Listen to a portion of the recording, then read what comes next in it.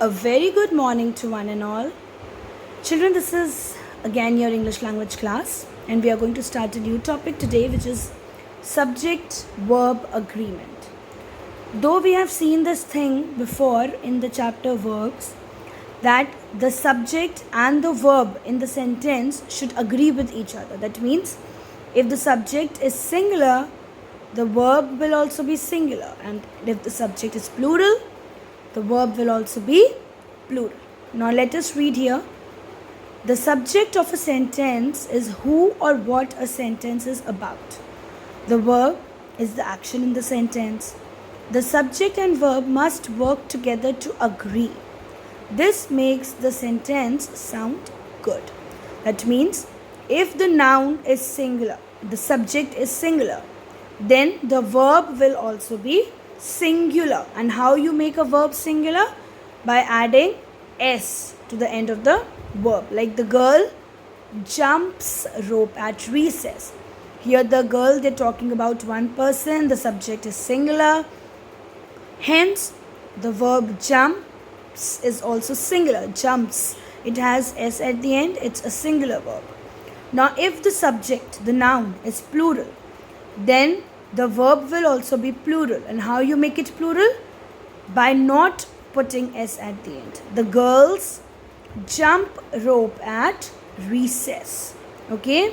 The girls jump rope at recess. Now children, we have already discussed this, that you and I are exception. Okay? They both are singular subjects, but they take plural verbs. Alright? You and I are exceptions. You and I, when you and I are there as a subject, they both are singular, but they take plural verb. Like I jump rope at recess, you jump rope at recess. Okay, we will not add s, we will keep it plural. The subjects are singular, but the verbs are plural. Alright, let us see some more rules. The verb and subject must agree in number. That means singular subject, singular verb, plural subject, plural verb. He goes to work by bus. They visit us every other week. In the first one, he is a subject, which is singular. So the verb is also singular, goes. We did not say go, we said goes. They is a plural subject, so the verb is also plural, visit. Okay?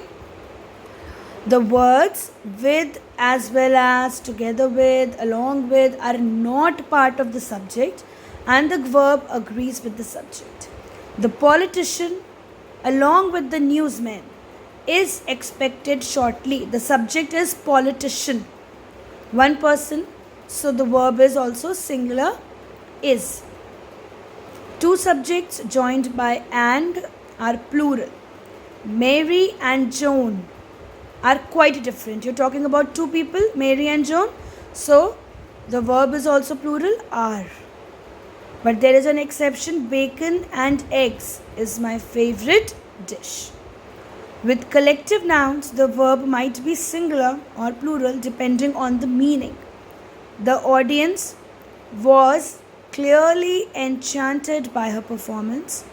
The audience are strangely subdued, clapping politely after each song.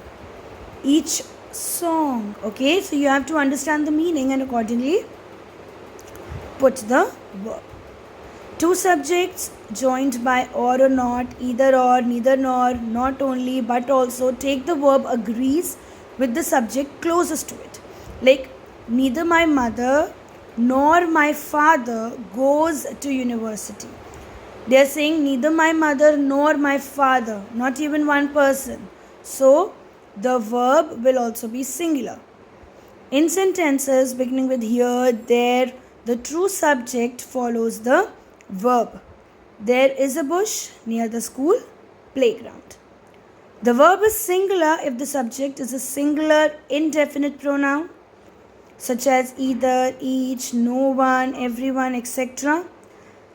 You don't have to worry about indefinite pronouns because we have not done it. Okay, but just remember, that nobody, like they're talking about the subject is nobody, like not even one.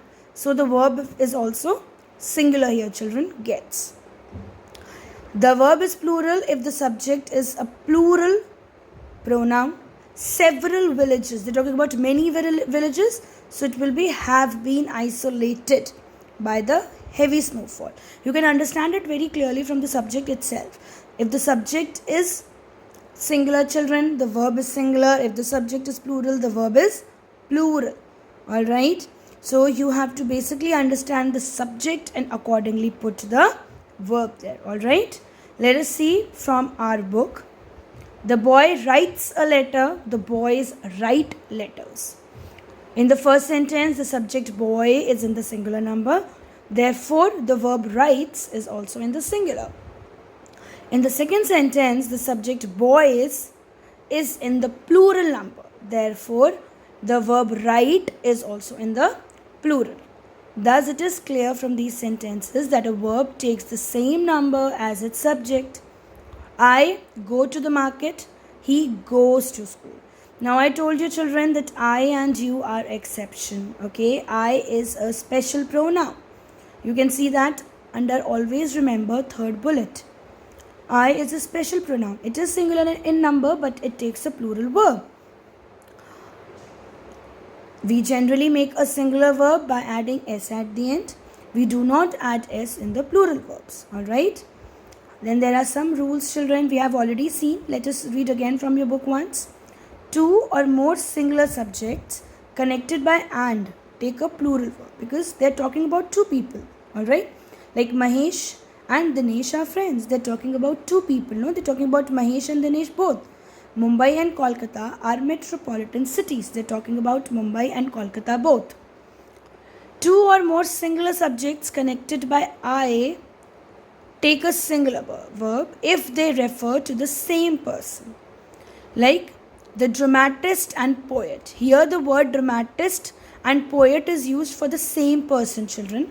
That is the reason the article is used once. So when it is used for the same person, you are using singular verb has.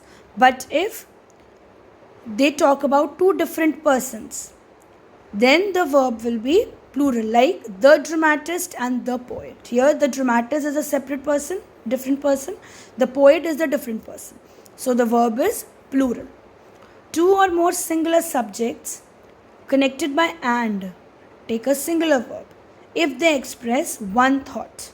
Like bread and butter is my breakfast. Two singular subjects connected by and take a singular verb if they are preceded by each or every. Every man and every woman was present there. Each and every man, each and every woman. Two or more singular subjects connected by either or, neither or, nor take a singular verb. Like neither tea nor coffee was available there. They're saying tea or coffee, nothing was there, not even one thing. This is what the sentence means, right? So accordingly, the verb is also singular. When two subjects connected by either or, neither nor belong to different persons, then the verb agrees with the nearer subject. Okay, that means the subject which is near in the sentence. Accordingly, you have to put the verb. Either she or I am misunderstood. Either you or she is misunderstood. Okay, you have to see the subject, the nearer subject. I in the first sentence, she in the second sentence. When a singular noun is connected to a second noun by, with, or, as well as, the verb must be singular. Ramesh, with his friends, was watching television. Kavita as well as Sarita reads the newspaper. Here Ramesh and his friends are connected with the word with. Kavita, Sarita with as well as. So when they are connected like this, you have to use singular verb. A noun which is plural in form but singular in meaning takes a singular verb. Like the news is not true. Okay? It is a plural noun but the meaning is singular. A collective noun takes a singular verb when the collection is thought of as a whole, it takes a plural verb. When the individuals of the collection are thought of separately, that means when in that collective noun you take everybody collectively, okay, as one, you take them as one, then the verb will also be singular. But when in that group you take everybody individually, then the verb will be plural. Like the committee was united on that point. The committee were divided in their decision. In the first one, they are taken as one. But in the second one, they are taken as individuals because they are divided. Alright? So there you have used were. Now children, we will be discussing more of it in the class. Alright? And when we will be doing the exercises, it will make it all the more clear to you. Alright children? Have a nice day. Stay home, stay safe. Thank you.